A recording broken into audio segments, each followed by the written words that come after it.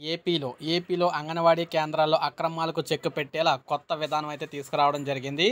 ఆంధ్రప్రదేశ్లోని అంగన్వాడీ కేంద్రాల్లో అక్రమాలకు చెక్ పెట్టేలా కేంద్రం ప్రభుత్వం సరికొత్త విధానానికి శ్రీకారం అయితే చుట్టిందనమాట.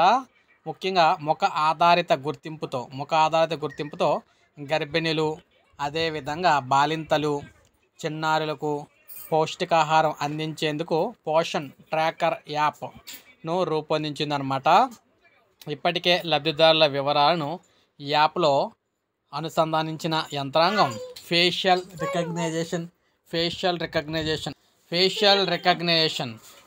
రికగ్నిషన్ ద్వారా పౌష్టికాహారం అందిస్తుందన్నమాట. ఫోటో అప్లోడ్ చేస్తే 24 గంటల మనకి దీనికి సంబంధించి పరిష్కారం అవుతుంది. అయితే మొత్తం మీద చూసుకున్నట్లయితే ఫేషియల్ రికగ్నిషన్ అంటే ఇక్కడ నుంచి రేషన్ అంటే రేషన్ అని కాదు, ముఖ్యంగా బాలింతలకు, అదేవిధంగా తల్లులకు, చిన్నారులకు పౌష్టికాహారం అందించడం కోసం ఇక్కడ నుంచి ఫోటో అయితే తీసి డైరెక్ట్గా వీడియో అయితే తీస్తే అప్పుడైతే ఇవ్వడం అయితే జరుగుతుందన్నమాట. కొత్త విధానం అయితే రావడం జరిగింది. సో ఇది మనకి తాజా సమాచారం. ఒక లైక్ చేయండి, సబ్స్క్రైబ్ చేసుకోండి, మన ఛానల్ సబ్స్క్రైబ్ చేసుకోండి.